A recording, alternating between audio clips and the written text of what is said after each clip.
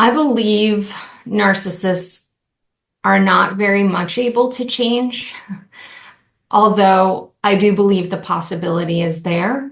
And that is what makes a lot of people stay in those relationships. It's the hope. It's the fact that they've seen those good sides. My parents are not awful people. They are very wonderful people in many ways. However, when the pattern keeps happening, and you keep staying in the cycle, it comes down to you can't change other people, you can only change yourself.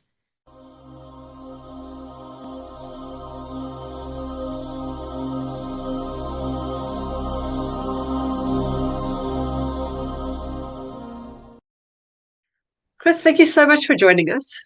I've read a little bit about your life and the things that you're up to, and I'm fascinated because you do so many different things, and all of it is profound and important. So before we even get into it, just take the viewers back to how it all started with what happened with you in your childhood and what brought you to where you are now.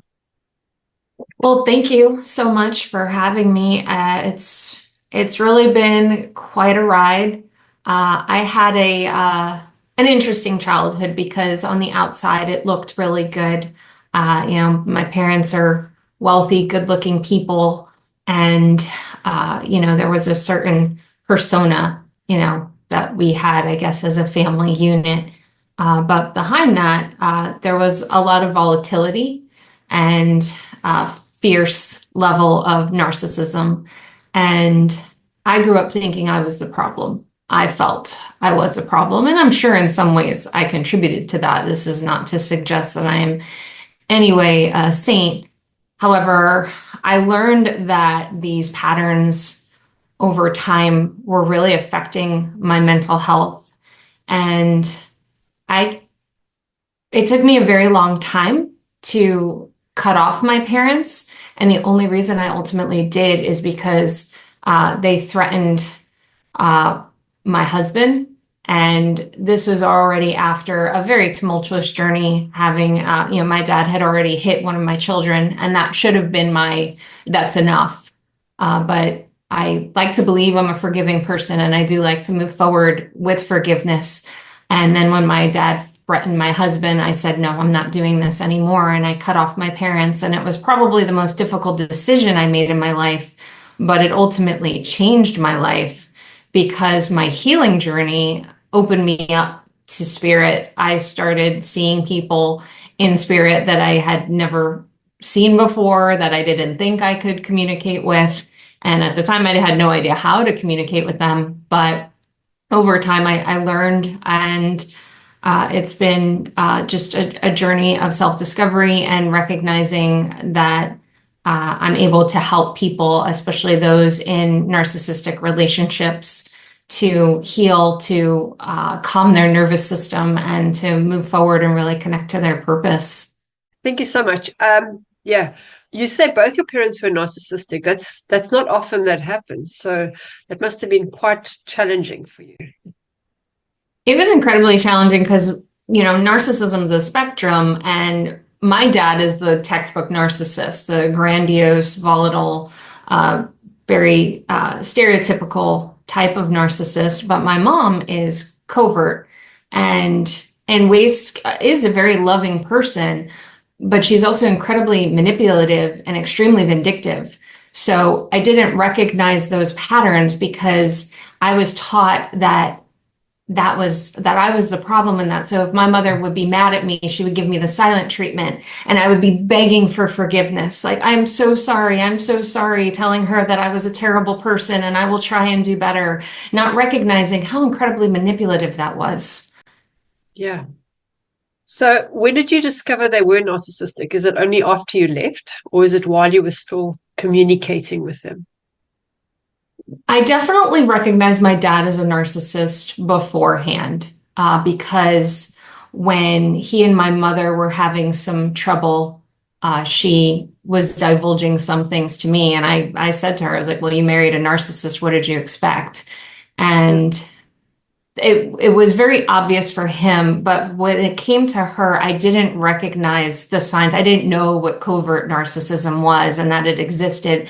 And when I probably more after I left and I started really studying narcissism and really just to learn what I had been through and recognizing how many things my mother was like bullet point, bullet point, bullet point of filling in like the things that she did, the behaviors she had. So it definitely was an awakening in relation to her. Are you an only child? No, I'm the middle child of three. Because yeah, I'd like to. You mentioned that you talk about the black sheep of the family being the old soul. Yeah. Tell us a bit more about that. The black sheep of the family is the one that ultimately feels they don't fit because they don't. There's something about them that is always calling things out and recognizing that there are behaviors that are not okay, there are patterns that are not okay, and they're kind of fighting against this, but they tend to stand alone in that. And I recognized in my own work that every single time this person, this black sheep, was always the oldest soul of that family group. And it doesn't mean that the group could not have also been old souls, but the black sheep is the oldest one. And they're essentially here in this lifetime breaking generational patterns because previous generations that wasn't as prominent as it is in this one. Yeah. Do you find also that the black sheep's normally the middle child? Not always, no. It is common, but I've encountered many different black sheep and I know a good deal about birth order. So there would be aspects of like for example, my sister and I are more than 8 years apart, and because of that, that puts me in the category of being a middle child, but also a functional first. So I wouldn't be a standard middle. So when you have those variables, then people fit into different slots. So it's not like a clear cut, oh, you're this child of the family. So that means you're going to be the black sheep. And a lot of it is going to be about favoritism of the parents, because when you have narcissistic parents, there's always a favorite. Yep. There's the golden child. Golden child, There's the exactly. invisible child. Yeah. Yeah, So exactly. so who yeah, so do you speak to your siblings at all, or have you also disconnected from them? After I cut off my parents, I immediately cut off my brother because I recognized the same tendencies in him as I did my father, especially when it came to the violence. And I was not accepting that anywhere near me, and especially not my children. When it Yeah. came to my sister, that was more difficult because her and I were very close, and my brother and I had been close too. It was just probably more heartbreaking that he became such a different person. But my sister, I think what was hard for me is having a connection to her kept a connection was with specifically my mother. So my mother would use my sister to get to me and specifically my children. And I gave my sister many heads up about that. And the heads up turned into a warning of this can't keep happening or we can't have a relationship. And she blamed me for that, oh, I'm just going to cut everybody off, not recognizing it's not about cutting people off. It's about protection. And especially my hard line is my children. I will protect Yeah. them from anybody. And so I did eventually cut her off because my parents did do something that got to one of my kids using my sister. And it was extremely manipulative, and she didn't see it coming. But I made it very clear to her the reason they did that is because they knew they could, and that you wouldn't do anything in retaliation, which she didn't. She did nothing. So that was it for me. Yeah, that's a really hard journey. So here's the question, because a lot of people that have never been in narcissistic relationships don't understand it. They think it's just, you're too sensitive, or you're making it up, and, you should let it slide. But to me, there's actually a spiritual kind of a warfare going on. The question is, do you think they can change? Or is it better just to like get yourself out, be safe, and then watch from the sidelines? I believe narcissists are not very much able to change, although I do believe the possibility is there. And that is what makes a lot of people stay in those relationships. It's the hope It's the fact that they've seen those good sides. You know, my parents are not awful people. They are very wonderful people in many ways. However, when the pattern keeps happening and you keep staying in the cycle, it comes down to you can't change other people. You can only change yourself if you want to see change happen. And so I often recommend stepping back. It doesn't mean it has to be forever, but to take the time to really see it from an outside standpoint really helps you see it very differently. It really alters the perspective and helps you see how you want to move forward with that. Yeah. I know there's a lot of people that are trauma bonded, and when they leave, they miss that person so much that they just want to go back. Did you have that experience or not? Were you over that? Yeah, yes, it was really hard. Gosh, really hard. The trauma bond is, it's something you have, especially when you're raised in that environment, because, in my case, those were my parents and that was my family. And I was, leaving my family and leaving, what I'd known, what I grew up with. And like I said, there's elements of it that I did really love and love being part of and, appreciated that dynamic. But yeah, I think really when I was able to recognize what enmeshment was and where I was more me and less them, I learned more about myself and who I was and who I wanted to be. So that was really important because trauma bonds, there is always some element of enmeshment where you are literally sharing energy with people and you have no, understanding of your own energy and who you are as a person. Yeah. Yeah, I often think because when people, the way I see it is that when you're in a narcissistic relationship, they kind of overshadow you.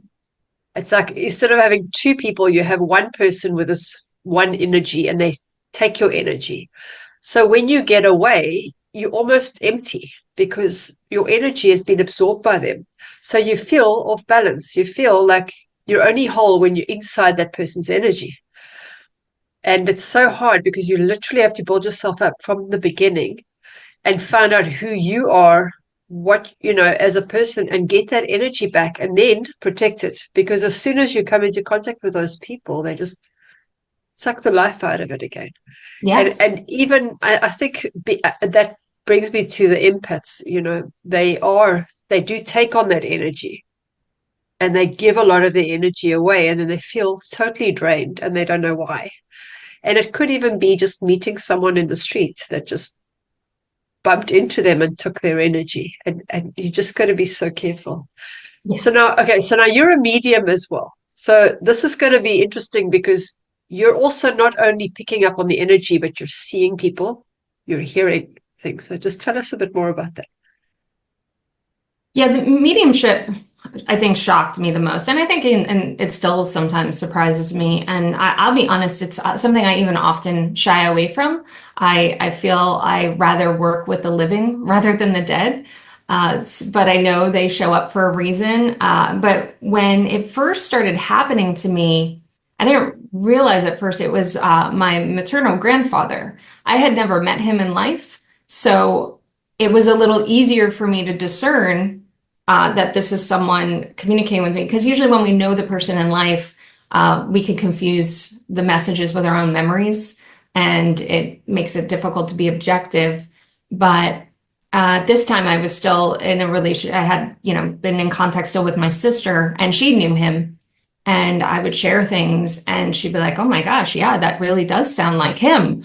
And then I let one of my uncles know as well, and because that was his father, and he's just like, "I don't know how you know that, but yes, that's my dad. That's absolutely my dad." So that was really interesting because here I was essentially breaking up with my parents, and here were like loved ones and spirits embracing me. So I think at that time I really needed it. But yeah, I would be having a conversation with someone just as you and I are having a conversation. I would see someone behind their shoulder and I'd be like, oh, wow, I don't know what to say right now. But they would really want to share a message. And it was Yeah, pretty, like I said, just shocking at first. And I had to learn that, they don't communicate like we do. It's a whole other language. It's all telepathic. And I didn't know that. I wanted them to just come over and have a conversation like they show in the movies, because it would be a lot easier that way. But yeah, I mean, I've learned to communicate. And like I said, I appreciate it. I don't know if I'll ever come to the point where I'm not shying away from it, probably because I just still find it strange that that happens to me. So if you see them behind somebody, are they etheric? Can you tell that they're not real people, or is it like more in your mind's eye that you see? I mean, how does that work? Like, how do It's you in my see it? mind's eye, but they will, it's a really good question because when I see them in my mind's eye, some actually do appear etheric while others less so. So it really depends on the spirit, how long they've been in spirit, if they've been there before, which most of them have, and how their strengths are, because they are in their own version of school. We are on Earth school. They're in a different plane, and they're not just there hanging out, waiting for us to communicate. They do their own stuff too. So, the ones that I find want to really present themselves is often just to let their loved ones know they're there. That is probably the most common thing. It's not like this grand message of, oh, I have to make sure you know this, because they can't ever get in the way of free will. So they're not going to ever say you need to do this and not do that. That goes against all spiritual law. But they just want to know that they're loved and supported, and just kind of give that boost, really. Yeah, that's so interesting because I find it, there was who was it that I was talking to? Anyway, he was saying that when he communicates to someone on the other side, they always come in, they say everything's going to be fine. It doesn't matter that you're about to see a catastrophe. They don't know either. They just need to tell you, don't worry about it. It's going to be fine. We love you. Yeah, pretty much. They really want us to have peace in our minds and our hearts. And they don't like seeing us upset, especially over them. That actually is something they try to help us with. It is really common for me to see someone who has passed somehow trying to help their loved one that's living, that is mourning, trying to lift their vibration so they're not feeling as sad. And I think that's beautiful. And it's also sad. I mean, those are the ones that kind of get me, where I'm like tearing up after a call. But it's pretty incredible how much they just want to share that love energy and help raise our vibration. Yeah. So if somebody, I heard that if somebody's in grief, it's very hard for them to get through and to communicate because you almost have like this barrier around you, and then they can connect through other people. But now I've got a friend whose daughter committed suicide, and it was actually today, 5 years ago, and she's still grieving. She still cannot let go. What would you say to someone like that? What would you say to her about her daughter? Because I think losing a child is hard. I think losing a child is probably one of the most difficult things anyone could ever go through. You don't really recover from that. Not that you recover from loss. We all just become a different version of ourselves. But when it comes to suicide, I have a lot of experience because it is very common for old souls when they become, I want to say teenagers, but it starts to hit around the age of 11. They come to this place of not wanting to be on this planet anymore. Not every one of them comes to the point of wanting to commit suicide, but many of them do. Many consider it. Many have thoughts. Many have wants to just leave, and however they could do it. There's a lot of consideration with that. So what I do let people know is that if you do, it's always a choice, and, no one ever wants us to do that, but you are coming back again, and you're going to be reliving these lessons. So a lot of us want to escape something, but we're not meant to escape that. So we do come back for it. As far as for a grieving parent, I think it's important to know that when someone commits suicide, when it comes to the other side, they're still received with love. I was raised Catholic, so, we're taught, oh, you go straight to hell. And that is not my experience with it. When I communicate with those that have parted in that way, they do have a heavier energy. They do have different lessons. So they're often received by their guides, and it's loving. And one of the first things that they're shown is the different paths that they had available to them, because they're trying to teach the soul that you had choices. And this was one choice, but here are all the others. The other thing that they show that soul is the loved ones, grieving them behind. And that's usually one of the more difficult lessons for that soul. And it takes a little longer for them to get past that. So it's almost like a soul rehabilitation process. And it's a very loving process. As far as for those grieving, those souls aren't stuck. They, they're going through a different process, but they're still with us and they still love us. And they're often extremely sorry. And one of the more common things I recognize about these souls is they often felt that their lives, the lives of their loved ones, that is, would have been better without them. And they recognize after that's not the case. So that's one thing I do try and let people know that are considering that, is that, however you think you might be benefiting other people, that's a skewed thinking. And there's other conversations to have. Yeah.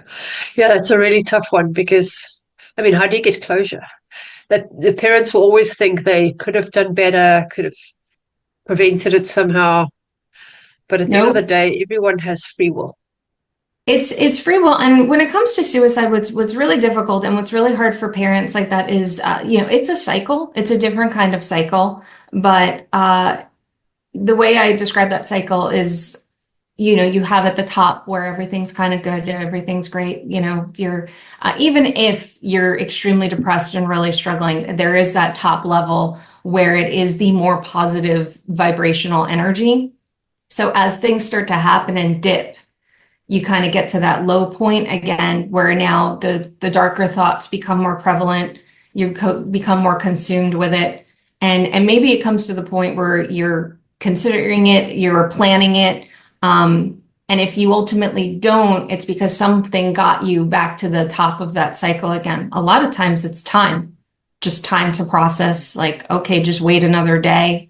And other things, it's our angels or our guides. So while they can't get in the way of free will, they can do other things like encourage our loved ones. Like, how many people are like, I was there with a handful of pills and my phone rang, or, it's those kinds of things. Those are angels and guides stepping in. So like I said, it brings us back to the top. So that is why also, if, like, let's just say you have a 15-year-old that is suicidal and they get past that, and now they're in their 30s and they haven't had those thoughts since they were 15, but something suddenly triggers them and they're right back to that. So when someone has that in them, it doesn't leave. It just comes to a place where you can learn to work with it, through it, and also recognizing that there's not something wrong with you because you have those thoughts. It's helping get past them and get you back to the top again. Yeah. Yeah, that's powerful. Thank you for sharing that. So you were mentioning in your bio that the black sheep, being old souls, have a certain family dynamic. And how do you know they're old souls? I mean, what is an old soul for the viewers? Well, an old soul is a soul that has been on Earth many, many, many lifetimes, to the point of almost exhaustion. And and that could be a little tricky to explain, because we're all like, we have all these lifetimes kind of existing all at one time. So it's really just understanding that you've been doing this a lot and you're also doing it in, this time space aspect. But when it comes to the human element, is they have aspects to their personality, to how they look and behave. An old soul has a slower energy to them. They don't tend to like to be rushed. We're in a very quick time period at this point. You know, a lot of people have called it the quickening. That does, an old soul does struggle a little bit with that. So they can, the way it will affect their energy is they will get highly stressed, tense. They tend to have a lot of back tension, especially in the trapezius area, because everything's become so tight and they haven't learned the relaxation techniques. And a lot of them do get to that place. As far as in the family dynamic, I like to say they're the one that calls out the emperor is wearing no clothes. That's that kid that's always saying something, you know, that's saying like from the mouths of babes, like that's that child. They tend to be highly intelligent, highly intuitive, and you know, I say intelligent, but in some cases it doesn't always show if we're looking at it, if we're scaling it from an academic standpoint. They don't tend to do well in the standard school system. They do really well, however, in the life school system. So that is the type of child that will really excel in a homeschooling atmosphere because it is more to how they learn, not to a structure. They don't do very well with being in a box. And that's with anything. So they do really well as entrepreneurs, as being, you know, just being their own boss, not having to sit at a desk checking in. So really, there's a free spirit element to them. And it's just a matter of how that is parented, how that is tried to be controlled. So over time, it is harder to see. It is much easier to see and feel in a young child. How many people will like hold a baby and just be like, oh my gosh, this is such an old soul. They just know. Or, you know, a 5-year-old that starts like quoting things they shouldn't know. It's like, wow, that's an old soul. But when all the human stuff starts collecting, it's harder to see as you get older. So when you say like lots and lots of times, so actually I heard a TikTok today that I thought was quite funny because this lady went on a date with a guy. And the radio called in and said to her, would you like to go on a second date with him? And she said no, because she does past life regressions. And she felt a connection with this man, and he was her dog in a last life. So I thought that was really funny. That is funny. But I mean, I know we've been all things and everything, but is that included? Like, I was just interested about that. Would that be included? Because we are all things. So if you're an old soul, could that also be that you were a rock and a tree and a whatever else as well? Or is it more the human lifetimes thing? When it comes to people I work with, I definitely feel more of the human lifetimes. And I believe, and this is just my own belief, everyone has different beliefs in this. So this is not, I respect where everyone's at in their belief system. I believe that there's a progression that, you know, we'll have like, you know, let's say like the rocks, the elements, the trees, like that kind of stuff earlier. And we get to the human point later and then stay in that for quite some time. Animals are, I feel, are a little different because it's really common for, you know, like especially cats. They really like to be cats. Same with birds. Birds do not like to give up flight. But they'll change it to where maybe then as they progress, they become domesticated instead of wild. You know, and I do believe there are elements of humans where we did embody that at one time. But like I said, a lot of the people I work with as old souls, a lot of the things that they are carrying, the heaviness that they cannot relate to this life, it's definitely past life stuff and it's human stuff. And it's also often connected to the same souls we are experiencing these lessons with again. Yeah. Yeah, I also think so. I think I also heard that you tend to be the same sex as well. If you were male, you'll tend to do a lot of male cycles, and then you would change and do female. You know, a lot of people, if they do a past life regression, would have been the same sex in the previous lifetime. You know, it's funny you say that. It's a really good point because yes, I really do believe souls have, I'll just say like a predisposition, like they really like to be one gender and they can struggle with being a different gender in this lifetime. So I know my soul, for example, really loves being male. Even though in this lifetime, I have had very female tendencies, even from, my own sexual preferences to how I embody femininity. But I also know have been things that have happened to me over this lifetime where I've heard myself saying this never would have happened to me as a man. And I hear it from a different lifetime where it's like previous versions of me are pissed for this version of me. And, it's almost like feminism, but it's funny because it's coming from a different place. And I laugh sometimes because I recognize like, yeah, no, this soul loves coming as a man because there's been so many advantages. But I also know why I'm here in this lifetime as a female. It was extremely important for me in this lifetime to be a mother. Yeah. So, okay, going back to the children, you said you were able to hear their thoughts when the parents were moaning at them or complaining about them. How did that happen? That one came by surprise. This was right around the time that spirit started really coming to me where I would see things. So, it was amazing how I was getting everything seemingly all at once.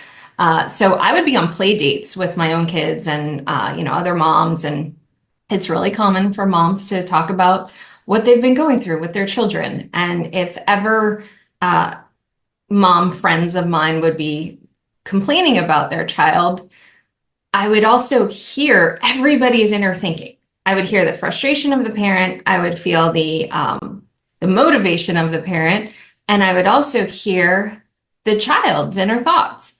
And so thankfully at this time, a lot of the moms I was connecting with knew what I was going through and they were very supportive and kind of excited about it for me too. And so I would share like, this is actually what he's really thinking, or, this is what she thought you said, and that's why you're seeing this behavior. So I would kind of become like this interpreter, and it helped them understand their child better. And I would receive so many like really beautiful notes from them later saying how I really helped them change their relationship with their children. And that meant so much to me because I also recognized it was a healing element for me. I was helping them understand children like me. Like, what if my parents knew how to talk to me, how to understand what I was really thinking, what my behaviors were truly representing, as opposed to what they were interpreting and thinking I was doing. Yeah, I think a lot of parents have got that old dynamic where they think they must just tell the kids to do what they say and shut up, and there's no understanding behind it. It's just based on how they're feeling for today. They might have had a tough day at work, so they shout, go to your room, or, and it can have such a profound effect on the child because they think there's something wrong with them. Yeah. Yeah. Yeah. So how would people better parent their children then? Because to me, it sounds like it's more communication than anything else. I think it absolutely comes down to communication. Yeah. Yeah. Maybe not necessarily even what you say, but how you say it. Yeah, it's really, it's taking the time. You may not understand every single thing about your child. And oftentimes what's difficult for a child is they do not yet have the words to explain what they're feeling. That's like why I said I kind of became this interpreter, because I knew there was no way that this child could say what I was saying. But then as I worded it to the parents, like, this is what they're feeling. Now speak back to them in their language. How would they actually say it? And when that happened, it was like, almost like this veil was lifted. So the communication block would clear. So I think one is, don't make an assumption. If a child responds or behaves a certain way, we tend to react based on triggers of our own childhood, of our own upbringings. So when we do that, we make assumptions and judgment calls that are often false because we're coming from our own experiences, not theirs. And when we really kind of take the time to really like, hey, what do you mean by that? Or, hey, can you explain that a little more? I know it's a little different for me. I don't exactly have to do that. But I also feel like I've been able to translate a lot at this point in my journey, that if you take the time to ask more questions in a open-minded way, not in a, oh, are you sure you didn't mean this? Like, don't hand them answers. Just like, can you explain that more to me? You know, if it had a color, what would it be? Could you draw a picture? You know, that kind of stuff. You know, kids are amazing and they're imaginative. So they might even come up with something that you're not going to expect. And it's pretty amazing. Yeah, I think that's there was a book that said children don't care what you know until they know that you care. That's so beautifully stated. Yeah. So Especially you on wrote a children's book called An Old Soul's Journey, and it's not necessarily a children's book. Just tell us a bit more about that. Yeah, it definitely looks, sounds, reads like a children's book. And there's a spirit animal that is like hiding in pictures that the kids can find. So there are elements of it for children, but it is also for inner child healing as well. So any adult that reads it is ultimately going to connect with their inner child for inner child healing. How does that work? Well, it's interesting because in the beginning, I wasn't even sure how it would. You know, this was definitely guided in a very beautiful way for me. And when the book was out there, I would have people contacting me, telling me it made them cry. And I recognize that's because you connected to your inner child. And it's getting into that deeper. I'm actually right now developing a workbook to go along with it to help people really climb into that further. Because, you know, when we get into the energy of it, we can heal it further by climbing into those different layers. Nice. And where can people get hold of it? My website is the easiest. It's my name, chriswasko.com. Mhm. Is it on Amazon or is it on the website? The book is actually on both. So you can find it on Okay, Amazon. You can find it on my website. nice. So, yeah. Yeah, yeah, nice. Okay, so you're also an energy healer and you're a psychic medium. So is that what you're doing at the moment? Is that your work? Yeah, most of my work is energy healing because, as I've said, I prefer the living Yeah. over the dead. I do psychic mediumship, but but most of my work is psychic, where I'm feeling people's energy. I'm seeing where they at. You know, because I work with a lot of people that have dealt with narcissistic abuse, I'm finding the trauma that is trapped in their chakras, and I'm helping them clear that, and I'm helping them give them the tools to clear it, because ultimately a healing journey is individual. I could sit and I could talk with them for a long time and kind of tell them what's going on and walk them through some stuff. But I want to give them the tools to do it also on their own. And the more they do that, the more they're going to heal and the more they're going to calm their nervous system. Yeah, I think that's the thing. You know, as a coach, a lot of people think you're like a B12 injection. Come here, make me feel better, but next week I have to go back again. And that's, you know, ultimately you're just going to burn yourself out because it's not helping them. They might Exactly. feel good for a day or for a week, but it's not going to give them the boundaries that they need. Yeah, I think that's a great example too, because, you know, I think so many of us want that quick fix, and I could appreciate that. You know, when I was going through this, I wanted to heal yesterday. I spent time being mad at myself for not cutting off my parents sooner, thinking, well, I'd be healed by now. There's no absolute healed.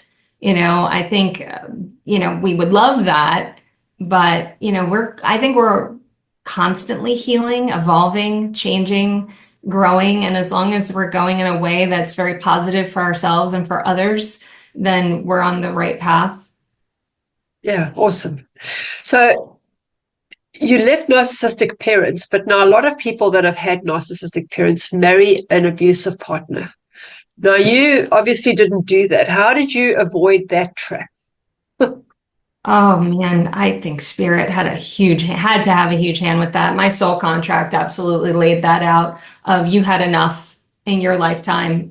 We're going to give you a break. However, I do believe like attracts like, and my husband also has narcissistic parents.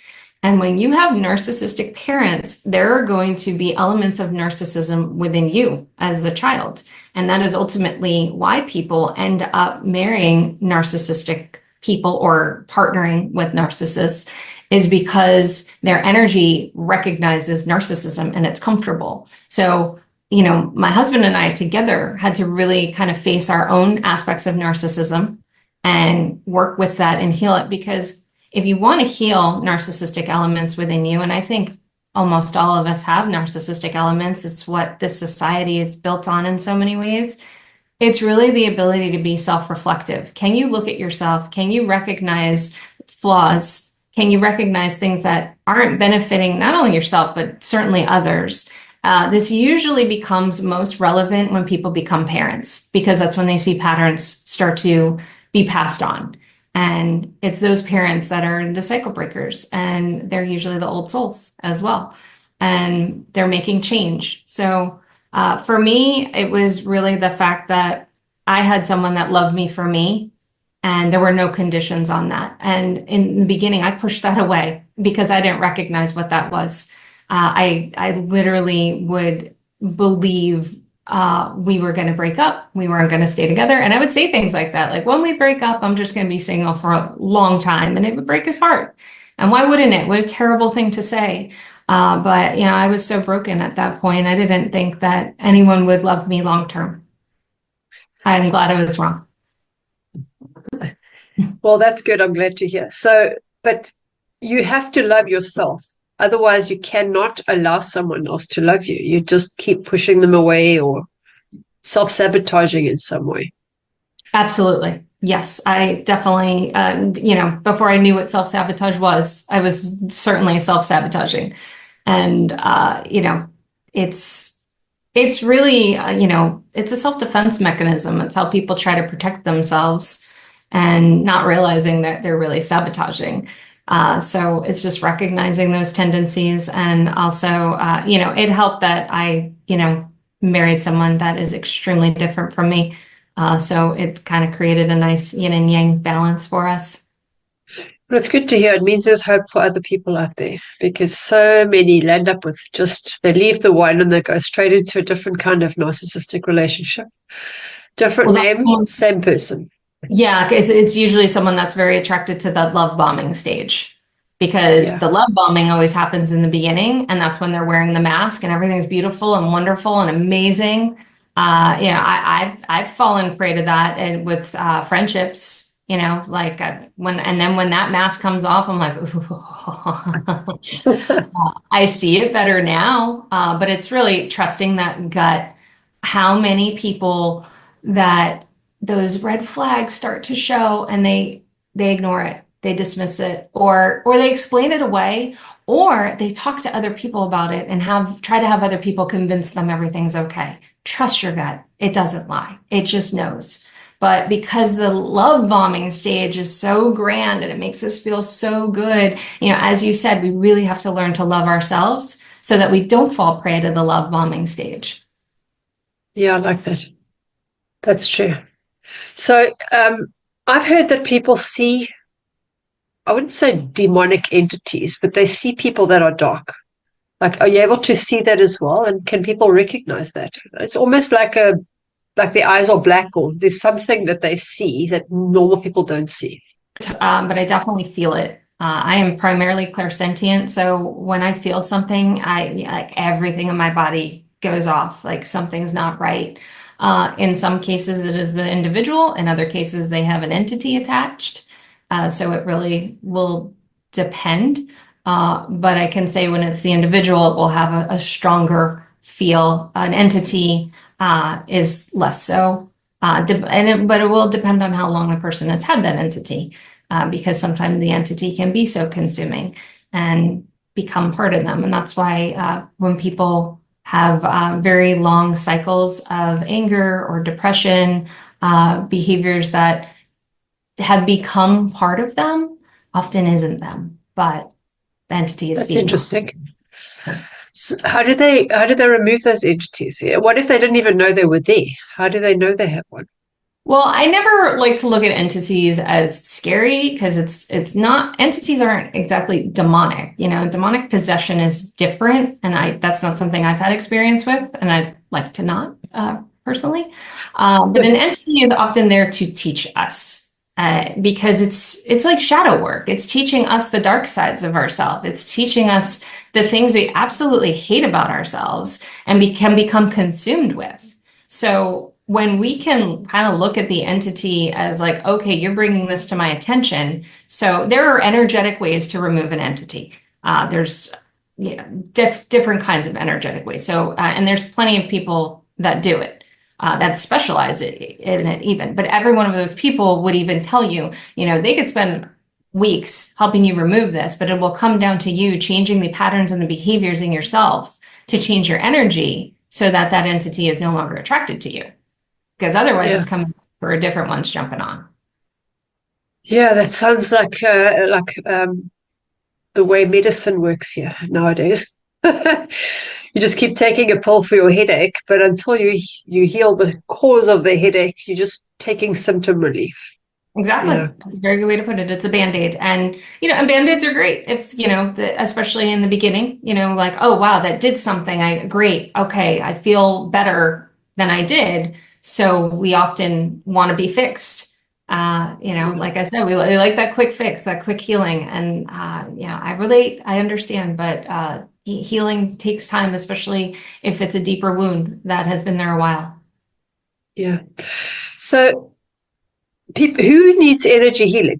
Who are the people that actually need it? I'm assuming everybody, but who are the people that normally come to you?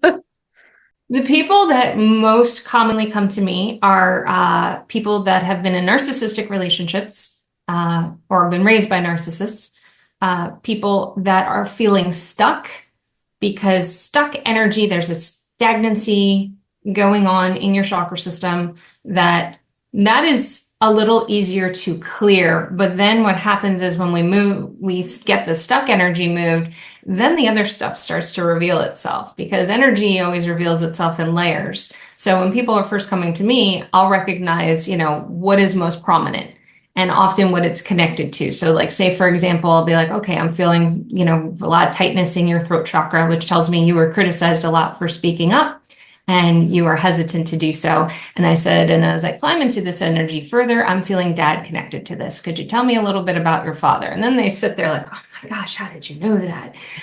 So, we'll try and work to clear that stuff. But then we find other stuff as, that evolves. Like I say, healing is a journey.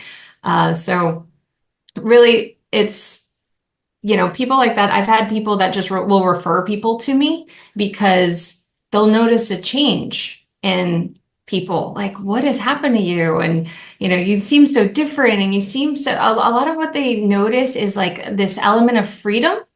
But really what it is a lighter aspect to their energy because their vibration has been raised and people feel that and they're drawn to that. Like, what did this? And, and in my case, it's a who, which, I love that. And I get a lot of referrals of, call Chris, here's, how you connect. And so where it started as narcissism, it's now evolved more, and I do get people that will bring their kids.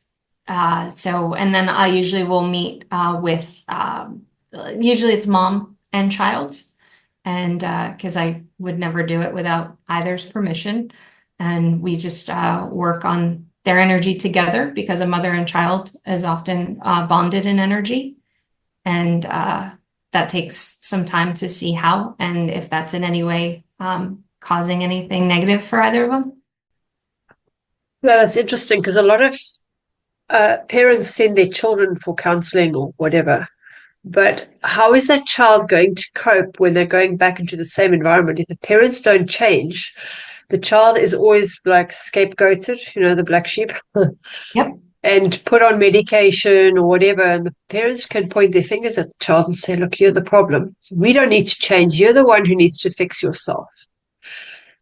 And that's really tough. So I find it really hard to just work with a child alone anyway, unless the parents are going to change. That dynamic doesn't change. I fully agree. And I also believe what is very challenging, because there are, I even see cases where a lot of times the parents are fully willing to change and they really want to help evolve and grow with their child, but they don't know how. And like you said, it's often the environment, and that environment isn't always the home environment. It's often school and or Yeah. the friends. And sometimes those environments need to change. And, a lot of people are scared to do that because it could mean homeschooling, it could mean moving, it means change. Change is scary, right? But like you said, when you're stuck in the same environment, you can get a lot of help, but you're going back to that environment. It takes a very strong person to be able to get through that. A lot of people will say like, well, you shouldn't run from your problems. And yes, I agree with that. But if your energy is really conflicted with the energy you're in, you need to remove yourself from it to help heal that in order to go back to it. If that Yeah. is ultimately your choice to then go back and face it. So, yeah, it's really interesting right now what's going on in the world because I'm just seeing a lot of shifts within people, within their children, and just and the environment, and it's exciting. I know a lot of people are scared, but there are a lot of really big, wonderful things happening as well. So try to, just stay above the fear. Well, I think that's where they get people, is they're trying to instill the fear so that they can control them. If you don't Exactly. buy into it, then Can't then be controlled. there is nothing. The only thing to fear is fear itself. Exactly. And that sounds so simple. I mean, I understand, especially as a parent. Utilizing fear in parents has been weaponized for many, many years now. And it is why so many parents do things according to a system because we've been trained. And when we go against a system, doesn't matter what the system is, we're looked at as crazy and it is attacked as being a bad parent and possibly potentially damaging your child. So the people that start to break away from that, and that's again, those are the old souls. It's the old souls that are awakening. It's the old souls that are recognizing, because there's a lot of old souls right now. There's a huge, huge awakening, as we all know, happening right now. And the ones that have been awake for a long time, that are so grateful that more are waking up, those are the old souls that are like, thank you for finally joining the group. So it's pretty amazing. Yeah, it is. Chris, where can people get hold of you? The easiest way is my website, Yep. chriswasko.com. I'm also on Facebook at Chris Wasko Medium, and you can find me on LinkedIn as well. I have tried to not be as active on social media because it was really sucking up my energy. I used to be on Instagram and I closed the page because it's an energy drain, and I really needed to see how to shift that to better serve not just myself, but others. And it was a really good change. But so, yeah, that's why I say my website would be great. Awesome. And then do you have a last message for our audience before we go? Yes, I want to let everybody know that you cannot rush change. And why I say that is because your energy has to adjust and adapt. So, if a really good example is when people win the lottery, and if you know the statistics of that, most people that win the lottery tend to lose it pretty quickly. It's because their energy is not aligned to having that. So, when you are trying to heal, when you are trying to change, your energy has to work to align to it. So those little shifts over time is what's going to allow it to support the energy you want. Same if you're trying to manifest something, you have to work toward the energy you are working toward manifesting. So if you're saying you want to be a billionaire, you have to teach your body, your mind, your cells how to connect to that energy. I really love that message. Thank you. Because it's true. Yeah. Thank you. Yeah. Thank you so much for sharing. It was lovely hearing your story and learning from you. And maybe we'll get you on again sometime and I can pick your brain, get some more information. I would love that. Thank you so much for having me. I appreciate it.